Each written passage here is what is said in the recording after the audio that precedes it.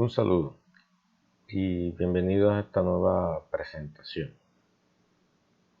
En la sesión de hoy estaremos tratando sobre el tema de cavitación y un parámetro que se asocia a este fenómeno que es reconocido como NPCH de su sigla en inglés. Bueno, lo primero es mencionar la razón por la cual vamos a hablar de cavitación y en qué contexto estaremos delimitando ese tema o esa aplicación. Y es la siguiente: la cavitación de la que vamos a hacer referencia va a estar en el contexto de bombas. Por tanto, aunque la cavitación no es un fenómeno exclusivamente de bombas, también puede ocurrir en las operaciones de transferencia con cierto grado de frecuencia en válvulas, sobre todo en válvulas grandes, ¿bien? Y en otros casos se puede dar en el movimiento de fluidos después que haya estrangulaciones fuertes. En todo caso, lo importante en la cavitación es entender el fenómeno físico para también eso traducirlo en el parámetro que se utiliza para cuantificarla o evitarla, que es el NPCH. En esos términos, entonces podríamos mencionar que la cavitación es un fenómeno en el cual simplemente un líquido pasa de su fase líquida como tal a fase de vapor, lo que ordinariamente conoceríamos como una evaporación o una ebullición. Sin embargo, hay que tener claridad de qué está provocando el cambio de fase. Desde los conceptos de termodinámica tendríamos claro que los cambios de fase de líquido a vapor se podrían dar por dos vías, donde la influencia sería una variable particular o inclusive la combinación de estas, y es la siguiente. Lo tradicional es esperar que un líquido cambie de fase o pase a fase de vapor al agregarle o al cederle o al entregarle calor. Por lo tanto, el líquido, que por lo regular estaría a presión fija o a presión constante, estaría recibiendo calor y su temperatura estaría en aumento hasta llegar a un punto en el cual la temperatura del fluido o del líquido llegaría a igualar a la temperatura de ebullición o de evaporación, o como se conoce en termodinámica, saturación, para lograr el cambio de fase. Una vez esto ocurre, si la temperatura llega a punto de saturación, pues si se sigue suministrando calor, pues sencillamente el líquido cambia de fase. Ahí tendríamos que cuantificar la energía aditivada por calor sensible, que es la que provoca el cambio de temperatura sin cambio de fase, y la energía latente, que es la que se utiliza para el cambio de fase. Eso es lo que nosotros conocemos en forma tradicional. Pero también ocurre, o también podría suceder, que más bien el fluido se mantenga sin ganancia de calor aparente y la presión disminuye. Cuando disminuimos demasiado la presión, por algún motivo, por alguna razón, si se disminuye en vez de aumentar la temperatura, sino que se deja la temperatura fija y se disminuye la presión por algún fenómeno que ahora después colocaremos en contexto, pues también puede llegar al mismo punto, porque es ir disminuyendo la presión de saturación, por tanto la temperatura de saturación requerida para el cambio de fase también disminuye. O sea que en este caso te estarías acercando al punto de saturación por el bajón en la presión. Si quitas presión sobre el líquido, que es lo que lo mantiene como líquido, entre otras cosas, sencillamente es posible que con solo el calor de los alrededores pueda cambiar de fase. O sea, puede suceder una evaporación o una ebullición a temperaturas relativamente comunes, que es algo que por lo regular nosotros no esperamos. Bien. Entonces, este es el caso particular que hay que evitar en bombas. O sea que más bien no es que sean procesos donde haya transferencia de calor, sino más bien donde procesos en los cuales por alguna razón la presión disminuye, y si esta presión disminuye demasiado puede provocar un cambio de fase espontáneo, sectorizado, y ahí es donde vienen las consecuencias con respecto al comportamiento de la bomba. ¿Qué sucede aquí? Que la bomba es un equipo construido y diseñado para trabajar y bombear netamente líquidos en su totalidad. Bien, es para impulsar líquidos de un lugar a otro. No está construida y no está diseñada para lidiar con vapor o con fases de vapor incluidas en los líquidos. Esto provoca finalmente que como el vapor llegue a entrar a la bomba y la bomba, su ejercicio es presionar, ejecutar trabajo sobre el líquido, y esta aumenta su presión. En el caso del líquido aumenta su presión sin cambiar de volumen. Los vapores no responden igual. Los vapores al someterlos a presión disminuyen su volumen, y en vez de hacer una explosión generan implosiones que son tan agresivas como lo que generaría lo que conocemos una onda de explosión que viajaría hacia adentro, hacia afuera, perdón. Entonces todo esto genera una cantidad de problemas para la bomba. Primero, porque genera deterioro en la bomba.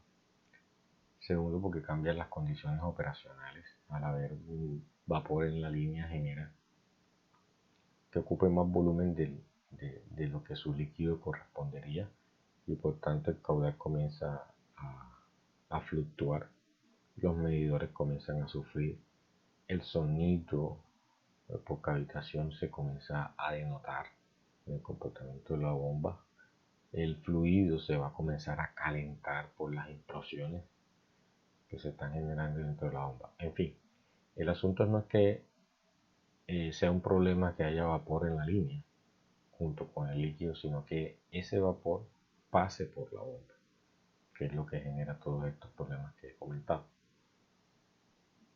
Y más bien hay que concentrarse, por eso es que hay que concentrarse que por lo menos justo en la succión de la bomba, justo antes de entrar a la bomba, garantizar que ahí no haya vapor. Si garantizamos o podemos cuantificar que no hay probabilidad de que haya vapor justo en la succión de la bomba, entonces ya respiraremos un poco más tranquilo con respecto al diseño que tenemos o a la proyección operativa que tendremos.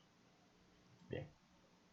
Entonces indica aquí que la cavitación es un fenómeno físico que se produce cuando la presión del agua o cualquier otro fluido, cualquier otro líquido, disminuye por debajo de la presión de vapor del fluido a la temperatura de proceso. No significa que no pueda haber fenómenos de transferencia de calor. Estamos diciendo que, o lo que se indica es que el principio general es que la presión caiga. No significa que no exista transferencia de calor de los alrededores o inclusive de la operación, porque cuando sucede por parte de la operación, entonces agrava más el inconveniente. Al originarse la cavitación, las moléculas que componen el fluido cambian de estado líquido a estado vapor y se generan burbujas de vapor que son muy dañinas para los equipos de impulsión como hélices y bombas. Normalmente la cavitación se origina a la entrada de las bombas debido a que en este punto la presión es la más baja, y es lo que acabamos de decir. Justo en la succión de la bomba es el lugar donde hay que garantizar que no exista vapor, pero entre otras cosas la razón es que ahí es el lugar donde hay menos presión en toda la línea de transporte.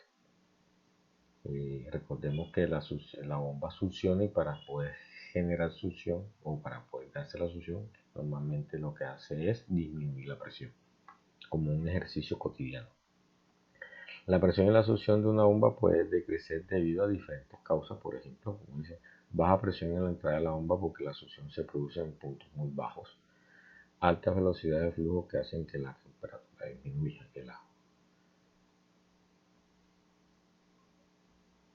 Bien. Aquí no es que la temperatura disminuya, sino que la presión disminuye. Alta velocidad de fluido que hace que la presión disminuya. Recordemos que por la posición de Bernoulli, cuando aumenta la velocidad, disminuye la presión. Entonces, lo que provoca es un bajón en la presión. Por lo tanto, también un bajón en la temperatura de saturación, pero la del líquido, no la de la operación, que son dos cosas diferentes. Y este tema de que baja la presión en la entrada de la bomba porque la succión se produce en puntos muy lejanos,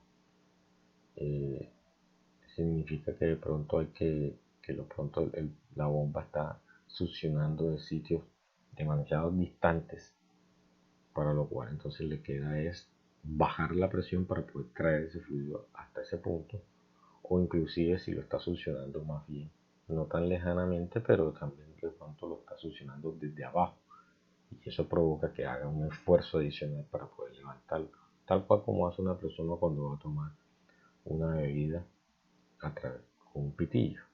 Si el pitillo es extremadamente largo, sencillamente la persona tiene que esforzarse más, hacer más vacío para levantar el fluido, levantar la bebida. Si es más corto, pues hace menos esfuerzo. Si el pitillo es de diámetro pequeño, hay que hacer demasiado esfuerzo. Mientras que si el pitillo es de diámetro más grande, se hace menos esfuerzo. O sea, menos esfuerzo es menos vacío.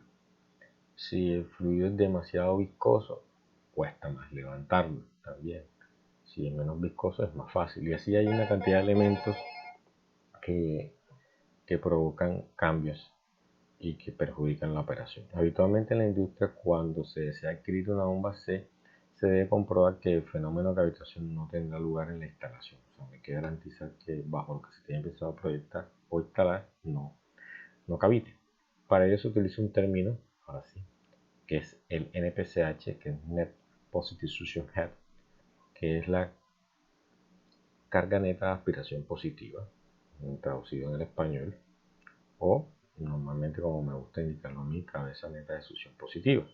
No me gusta decirlo normalmente como carga, sino cabeza neta de succión positiva. Significa entonces que sería una cabeza de presión, obviamente, en la succión de la bomba, que aspiramos que sea un valor neto, entre otras cosas, o sea, que veamos las ganancias y las pérdidas, y que esperamos que sea positivo.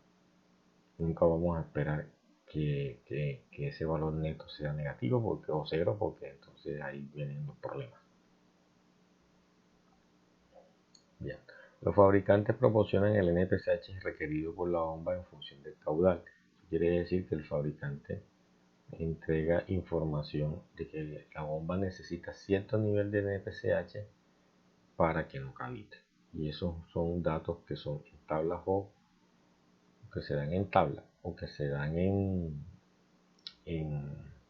gráficos donde se estipula contra el caudal que maneja la bomba. Bien.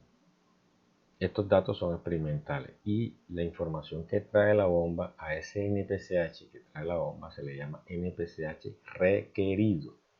Hay dos NPCH, uno que se llama NPCH requerido, que es el que entrega el fabricante en forma de tablas o en forma de gráficos, por lo regular es en forma de gráfico, y hay otro que es el NPCH disponible, que es realmente el que tiene la instalación. Bien, el NPCH requerido no se calcula porque depende de la bomba y vendrá con el catálogo de la bomba, pero el NPCH disponible es un parámetro que tenemos como ingenieros que calcular para poderlo comparar con el NPCH requerido. Entonces la situación general es garantizar que el NPCH disponible, el que necesitamos calcular, supere al NPCH requerido para un caudal determinado. Bien, para el mismo caudal, porque la comparación se tiene que hacer con el mismo caudal. Si garantizamos que lo que calculamos como NPCH disponible es mayor que el NPCH requerido para un mismo caudal, entonces estaremos garantizando que la bomba para ese caudal no cavitará, o que por lo menos tiene poca probabilidad de cavitar. Entre más te alejes del NPCH disponible, entonces, entre más sea la diferencia entre el disponible y el requerido, entonces hay obviamente menos probabilidades de la cavitación. Como se dice, el comprador debe calcular el NPCH disponible para el caudal de proceso, y si este es mayor que el NPCH requerido, la cavitación no se producirá.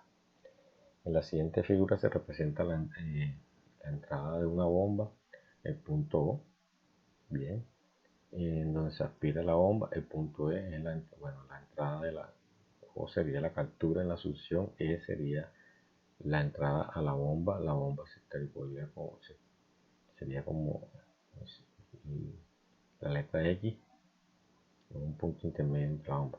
Este punto donde tendrá lugar la cavitación en caso que las condiciones lo originen. Bien.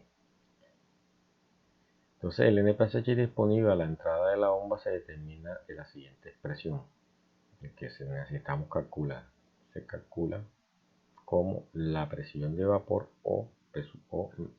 la presión en la entrada,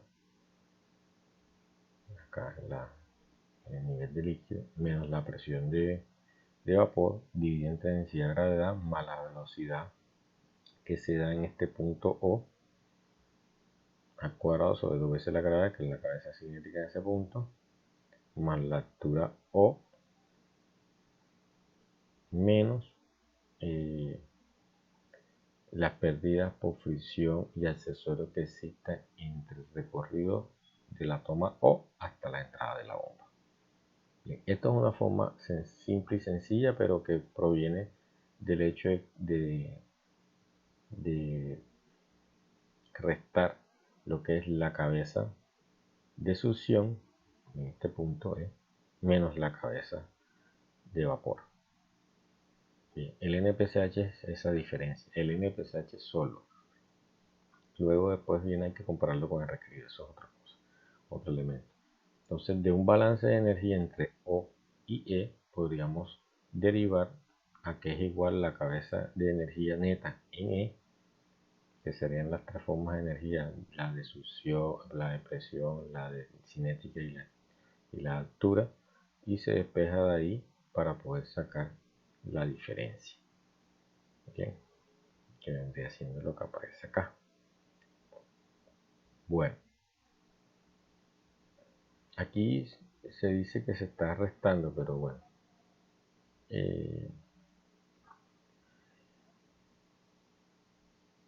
hay que ser muy consecuentes. Recuerden que hay que restar la energía contenida en el punto E menos la de vapor.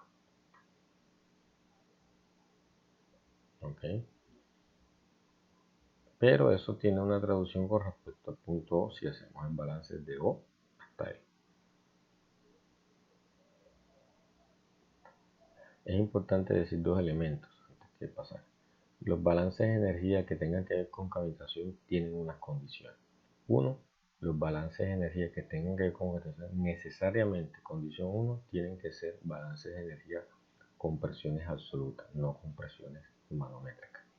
O sea que la presión en O, aunque esté en un tanque abierto a la atmósfera, no la pueden considerar como presión cero, por la razón que he comentado, que la presión ahí se tiene que tomar como absoluta. En el peor de los casos sería una presión atmosférica y hay que valorarla como presión atmosférica. Primer detalle. Segundo detalle, el nivel de referencia para este tipo de ejercicios siempre está estandarizado con que se coloque en el eje de la bomba. No se puede colocar en el nivel de líquido ni nada por en el eje de la bomba, por tanto, por ejemplo, esta altura, para este caso que estaba mencionando, la altura entre O y E sería una altura negativa. ¿Bien? Sería una altura negativa.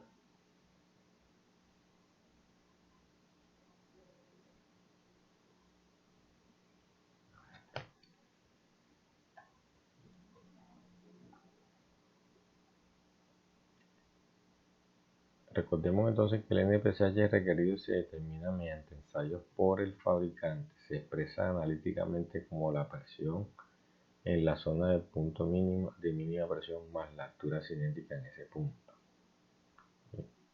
Recordemos, por ejemplo, que si colocamos el nivel de referencia en el eje de la bomba, significa que la cabeza de altura para ese punto es 0. Ahí quedan dos valores, la cabeza de presión en E y la cabeza cinética en E. Como es muy difícil valorar la cabeza cinética en E, entonces es recomendable que esta cabeza cinética que no vamos a poder cuantificar y que no aparece en la expresión, la utilice el fabricante como factor de seguridad. Así que en el NPCH requerido aparece ya como factor de seguridad incluido. Por eso es que el NPCH disponible, aunque no es un parámetro exacto, es un parámetro que cuando debe superar al NPCH requerido no lo debe superar. Lo debe superar por 1 metro, por 2 pies, por 3 pies aproximadamente, como para tener garantías. Y a continuación se muestra que efectivamente si el NPCH disponible es mayor que el NPCH requerido, la bomba no cavitará. Si aplicamos la ecuación de Newton entre O y E y EX, obtenemos dos ecuaciones. Bien, eso sí, aparecerán ahí. Todo este es el procedimiento.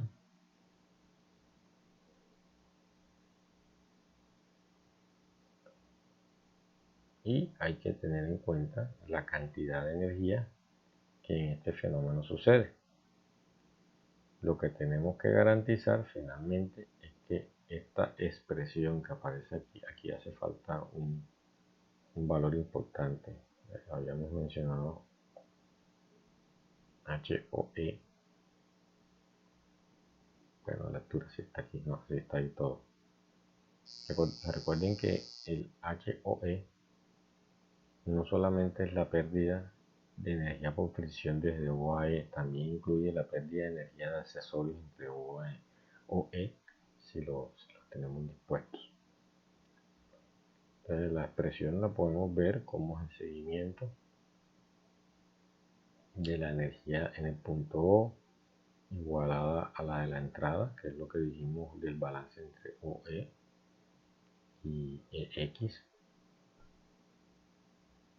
Viene la ecuación 1, que es el balance entre O y E, la ecuación 2, que es el balance entre E y X.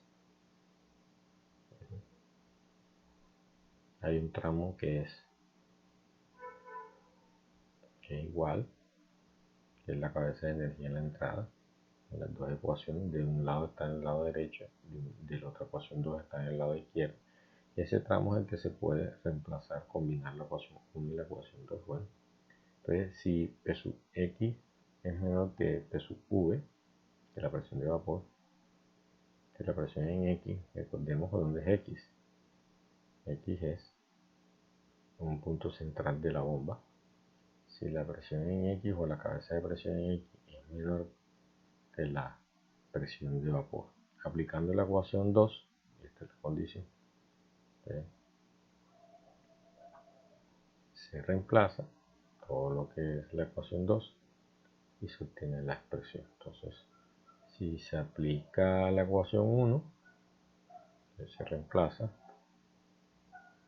y tendremos toda la ecuación 2 y el tramo de la ecuación 1 reemplazando a lo que es las primeras tres cabezas: presión cabeza de presión, cabeza de velocidad y cabeza estática o de altura. Se reemplaza y se obtiene la ecuación. Finalmente, por lo tanto, si llega a suceder esto, estoy suponiendo que que la cabeza de pérdida entre X en el interior de la bomba es 0, suponiendo que eso es 0 o muy bajo, pues se llega a que el primer término es el NPSH disponible y el segundo término es el NPSH requerido, proporcionado por los fabricantes.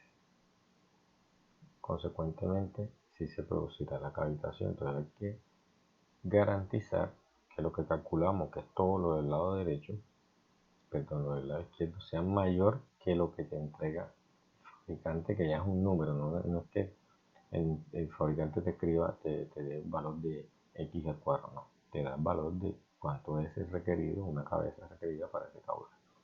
Entonces hay que garantizar superar esto. Si esto lo viéramos en forma de gráficos, tendríamos que el NPSH requerido sería en la medida que exista más caudal, que requerido es la línea azul, o sea, a medida que aumenta el caudal, la bomba solicita más requerimientos para no cavitar, mientras que el calculado, lastimosamente, en la medida que aumenta ese caudal, lo que hace es que disminuye. Por eso es que, por ejemplo, mientras que el NPSH disponible sea mayor que el requerido, la bomba no cavita, o sea que la zona en la que está la línea fucsia por encima de la línea azul, esa zona no cavita. En el punto donde igualan apenas llega hasta el punto de cavitación, y desde ahí en adelante donde la línea azul supera la fucsia, entonces ahí comienza la bomba a cavitar. O sea que este es el punto de quiebre o caudal límite para el cual la bomba no cavitará. Y es importante saber cuál es el punto de caudal hasta donde la bomba no cavitará para que nuestro caudal de operación no esté por encima de ese valor, sino para que esté por debajo, garantizando que entonces el caudal con que voy a operar esté en la zona de no cavitación y no por fuera de esa zona, porque estaría en cavitación y ya sabemos los problemas que esto generaría. En las aplicaciones prácticas de ingeniería se aplica el criterio de buena práctica, que indica que el diseño de las instalaciones que bombean fluidos se realizará de tal forma que el NPSH disponible sea un 25% mayor que el NPSH requerido. Significa que lo supere, como dije yo, pero que no lo supere, sino como que lo supere, que sea que si el requerido es 5 metros, que de pronto el disponible sea 6, 7 metros, o sea, que lo supere por lo menos en un valor mínimo por encima, y no que sea simplemente que lo supere y punto, que no lo supere nada más por valores muy pequeños, porque ahí estaría en riesgo. A partir de las expresiones de PSI requeridas y PSI disponible, se deduce que si se aumenta el caudal de la bomba disponible, bueno, el NPSH, lo que dije, el NPSH disponible disminuye mientras que el requerido aumenta. Bien, aquí mostramos, por ejemplo, lo que le pasa a un impulsor de bomba por, por implosiones de la cavitación. Puede hasta hacerle un orificio a los. Esto no sucede en un día ni en un segundo. Esto sucede tras de un fenómeno de cavitación frecuente y permanente donde hay corrosión del metal, inclusive destrucción material. Y estas conformaciones que aparecen en estas figuras de la izquierda son las posibles condiciones en las que la bomba succiona. Una bomba succionando desde abajo, bien, una bomba succionando desde abajo, bombas succionando desde arriba, bien, o sea, con alimento desde arriba. Pero, por ejemplo, si está succionando desde abajo, puede que tenga un tanque abierto a la atmósfera o un tanque hermético. En el caso de que el depósito que alimente a la bomba esté por encima, eso facilita o garantiza que la bomba no cavite, ¿no? La peor condición entre las dos, entre que el tanque esté por debajo o por encima, pues la que esté por debajo es más agresiva porque tiene más pérdidas por fricción en ese recorrido, porque la altura es negativa, entonces te resta a la cavitación. O sea, todo eso provoca que el NPSH disponible sea más pequeño. Mientras que si el tanque está por encima, no sucede esto. Entonces, si el tanque está por encima, tienes dos posibilidades: que el tanque esté abierto a la atmósfera o que el tanque esté hermético. Entonces, si nos vamos a la expresión de NPCH disponible, vean, ¿qué no le sirve a la bomba? Bien. ¿Qué le sirve a la bomba? Que la presión en O sea la mayor posible. Bueno, que sea atmosférica, o inclusive le sirve que sea hermético para que la presión en O sea mayor. Todavía. Eso es positivo para la bomba, porque en el término de NPCH disponible ella está sumando, ella no está restando. ¿Qué no le sirve a la bomba para el NPCH disponible? Recuerden que estamos tratando que el NPCH sea lo más grande posible para que pueda superar al requerido. La presión en V, la presión de vapor, más bien, como está restando, ojalá sea la más pequeña posible. Quiere decir que ojalá que el fluido esté, esa depende de la temperatura, que esté lo más frío posible. La velocidad en O, bueno, ahí como está sumando, ojalá tuviésemos velocidad, pero si lo colocamos como está en un punto donde está sobre el nivel de un tanque, se aplica el teorema de Torricelli. El concepto de Torricelli, digamos que las velocidades ahí son muy bajas, casi que no se aporta nada por cabeza de velocidad en ese caso.